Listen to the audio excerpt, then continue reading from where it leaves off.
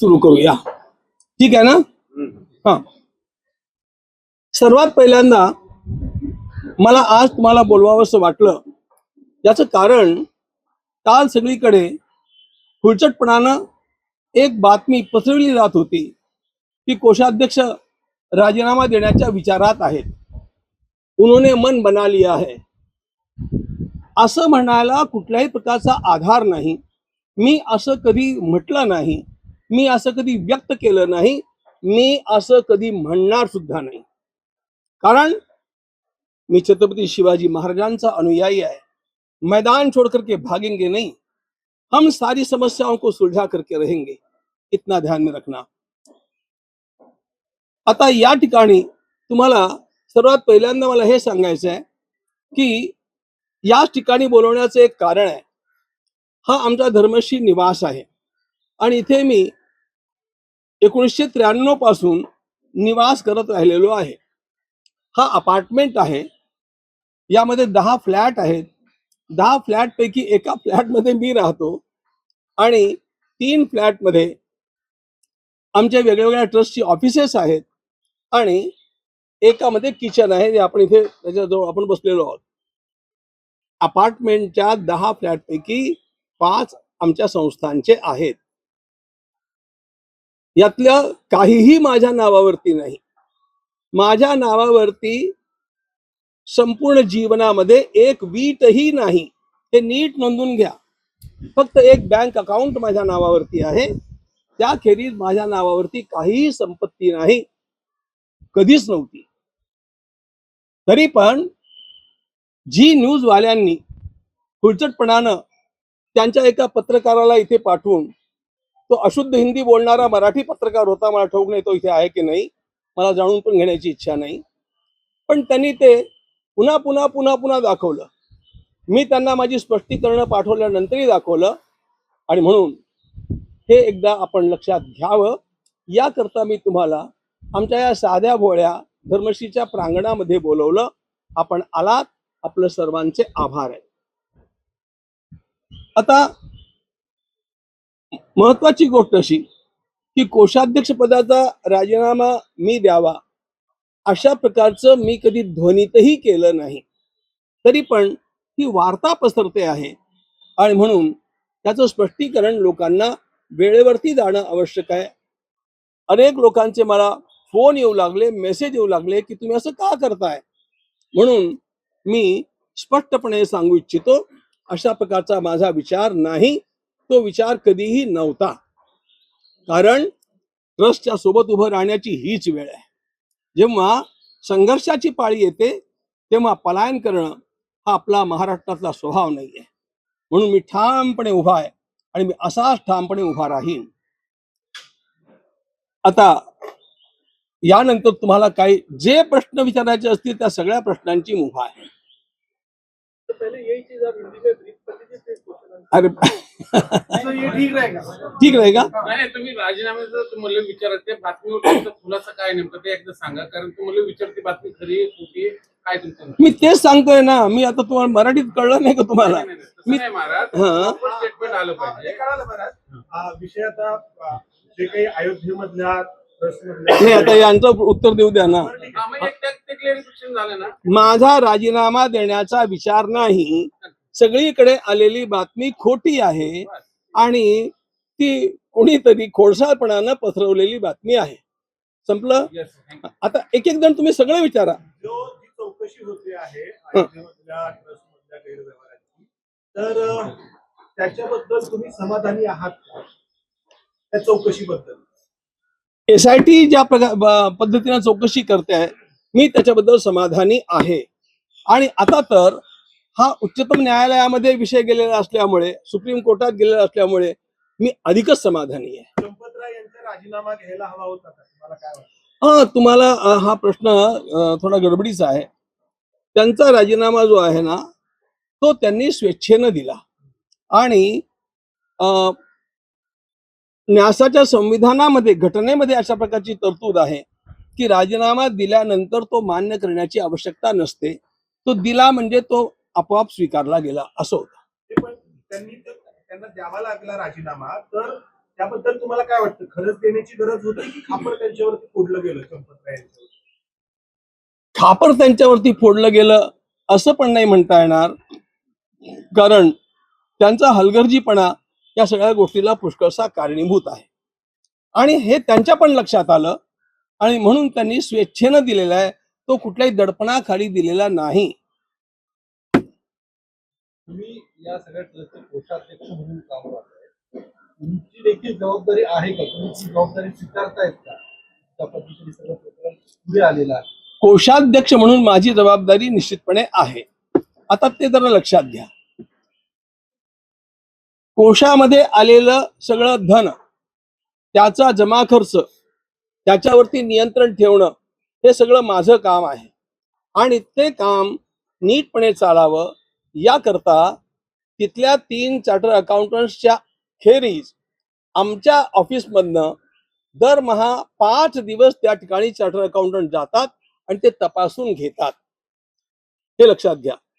आता हा मुद्दा झाला जे धन कोशामध्ये आलं, जमा झालं त्याच्याबद्दलचा प्रश्न जो आता उद्भवलेला आहे तो तिथे जे समर्पण केलं जातं, म्हणजे ज्याला ते चढावा चोरी असं म्हणतात, जे वाहिलं गेलं, हुंडीमध्ये दानपात्रात टाकलं गेलं, त्याचा अपहार झाला.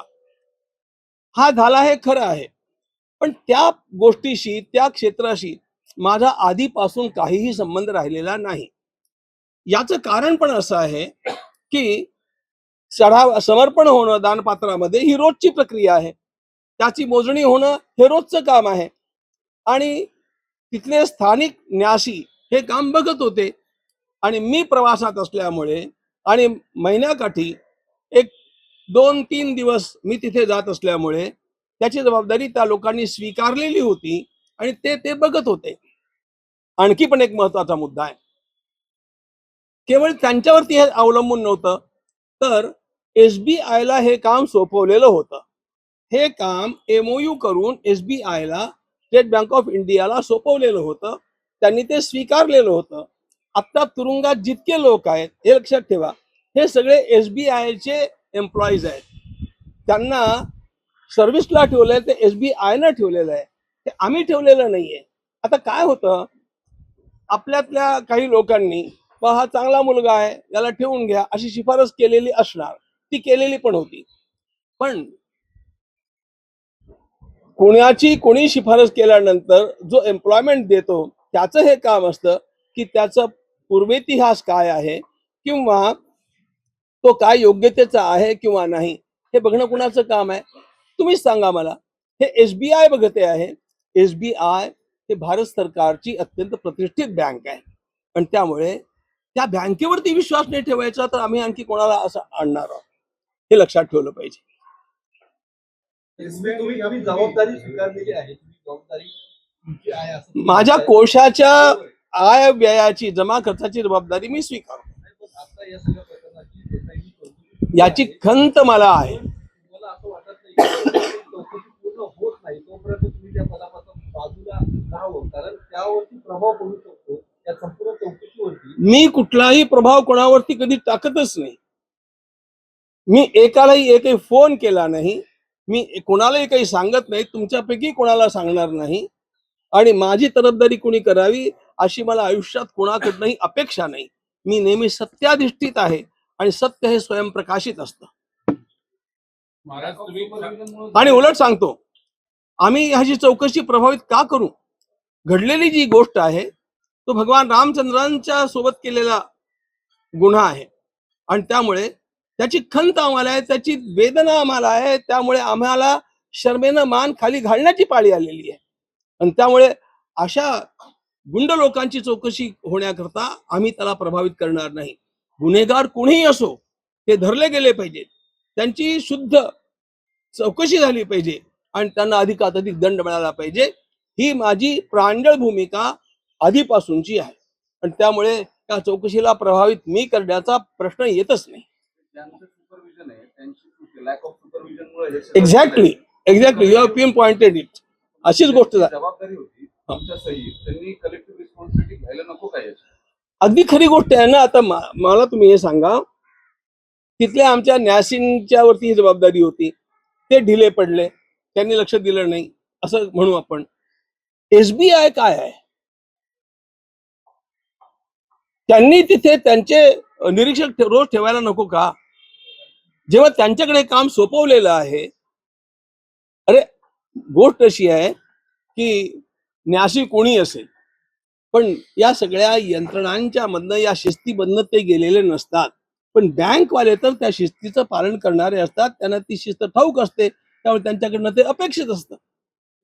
याचाही विचार करा. बँकवाल्यांना वाटलं नसेल ना की मंदिरामध्ये चोरी होऊ शकते, रामाच्या मंदिरात ज्या रामाला सगळ्या देशातून देणग्या मिळाल्या. बँकवाले हे प्रवचनकार नाहीयेत, कीर्तनकार नाहीयेत. बँकवाले असतात आणि त्यामुळे कुठे काय काय होऊ शकतं हे समजा होणार नसलं तरी पण होऊ शकतं, अशा प्रकारे त्यांनी उभं राहिलं पाहिजे. तुम्ही ही आता दानपेटीतली मोजणी जी आहे हो. पैशांची, ती सीसीटीव्ही अंडर होत नव्हती का? काय हे जे पैसे मोजले जायचे अहो, employee कडनं, CCTVच्या अंडर होत होती. त्यावेळेस तुम्हाला कसं लक्षात नाही? ऐकून घ्या ना, मुद्दा तोच आहे ना साहेब. मी तेच सांगतो तुम्हाला. पण चोरी करणारे पण असे हुशार लोक काही निघाले की त्यांनी काही काही प्रसंगी CCTVच्या आड उभं राहून अशा प्रकारच्या गोष्टी केल्या. हे सगळं नंतर उघडकीला आलं. महाराज CCTV वर watch ठेवण्याचं काम एकूण कोणाचं किती होतं? रक्कम चोरला गेली? सोनं, चांदी, रोख रक्कम याची काही आकडेवारी आहे का आपल्याकडे? काय हे बघा, याची आकडेवारी जी अव्वाच्या सव्वा सांगण्यात येते ना, तो सगळा पराचा कावळा आहे. जे माझं व्यक्तिगत आकलन आहे त्या सगळ्या गोष्टी बघून, त्याचं ड्युरेशन लक्षात घेऊन, माझा व्यक्तिगत हा तुम्ही ऑथेंटिक धरू नका बरं का, अंदाज सांगतोय तुम्हाला प्रामाणिकपणानं, हा 3 कोटीच्या आसपास असला पाहिजे असं मला नीटपणे जाणवतं. त्याच्यामध्ये सोनं किती, चांदी किती? कारण काही माध्यमात 1400 कोटी गेल्याच्या अशा देखील बातम्या आहेत. या सगळ्या खोट्या आहेत. इतकं सोनं कोण टाकतं तिथे? स्वामी, तुम्ही कोषाध्यक्ष आणि चंपतराव यांच्याकडनं हलगर्जी झाली, आता तुम्ही स्वतःच म्हणलेला आहात, पण त्यांच्याकडनं हलगर्जी झाली तशी तुमच्याकडनं पण त्यांच्या या कोषाध्यक्ष पदावर असून सुद्धा हिशोबाची तपासणी न व्यवस्थित केल्याबद्दल हिशेबाची तपासणीबद्दल हा प्रश्न तुमची नाही. हिशेबाची तपासणी उत्तम रीतीने चालू आहे. तरी जे- स्पष्ट भूमिका घेत नाही. जे कोशामध्ये आलं त्याचा संपूर्ण हिशेब आम्ही कधी म्हणून तुम्हाला तुम्ही लेखी देतोय आता, ते सगळं मी मागवलंय, लिहून देतोय. त्याची जबाबदारी पूर्णपणे माझी आहे. पण ते आम्ही बघतो. चंपतराय दोषी आहेत. चंपतराय केवळ नाहीये, त्या ठिकाणी चंपतरायजींनी पण ते काम अनिल मिश्रांच्या वरती सोपवलं. ते बघत होते आणि त्यांचा हलगर्जीपणा झाला. पण त्यांच्यावर सगळ्यांवर कंट्रोल ठेवण्याचं काम सर तुमचं होतं ना. हो. तुम्ही कोषाध्यक्ष होता, मग तुमची पण हलगर्जीपणा नाही झाला का? मी सांगितलं ना, SBI जेव्हा ते करत आहे आणि आधीपासून मी ते बघितलेलं नाहीये. SBI करते, Technically- पण तुम्ही कोषाध्यक्ष आहात, तुमच्याकडे सगळं कंट्रोल आहे, तुम्ही हिशोब बघू शकत होता, प्रत्येकाला विचारू शकत होता. म्हणजे हिशेब तर मी बघतच होतो. पण चंपतराय यांची हलगर्जी झाली, त्यांना विचारू शकत होतात का हलगर्जी झाली, अनिल मिश्रा यांना विचारू शकत होतात का हलगर्जी झाली, पण तुम्ही त्यांच्याबद्दल स्पष्ट भूमिका घेतच नाही. त्यांनी काय, आणि तुमच्याबद्दल पण तुम्ही सांगत नाही की माझा दोष आहे म्हणून. त्यामध्ये माझी काही भूमिकाच नाहीये. महाराज असं म्हणतात का आंदोलन अशी अवस्था होती का? अशी अवस्था काही दिवस त्या लोकांनी करून टाकली, स्थानिक महाराज, ट्रस्टीने. मुद्दा असा आहे, ह्या निधीचा वापर खासदार फोडण्यासाठी केला गेला इथपर्यंत आरोप झालेले आहेत. कशा करता? खासदार फोडण्यासाठी शिवसेनेचे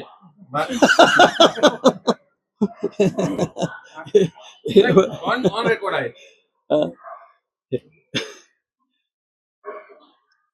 हे मान्य आहे का तुम्हाला? अजिबात नाही, हे सगळं काहीतरीच आहे. यासाठी या निधीच्या चोरीशी कुठल्याही राजकीय पक्षाचा संबंध आहे किंवा एखाद्या संघटनेचा संबंध आहे, असल्या प्रकारचं कुतर्क करणं हे सगळं केवळ अव्वाच्या सव्वा गप्पा ठोकण्यासारखं आहे. महाराज, तुम्ही जो आकडा सांगितला 3 कोटीपर्यंतचा मी आसपास सांगितलं. तर याच्या संदर्भात तुम्ही काही श्वेतपत्र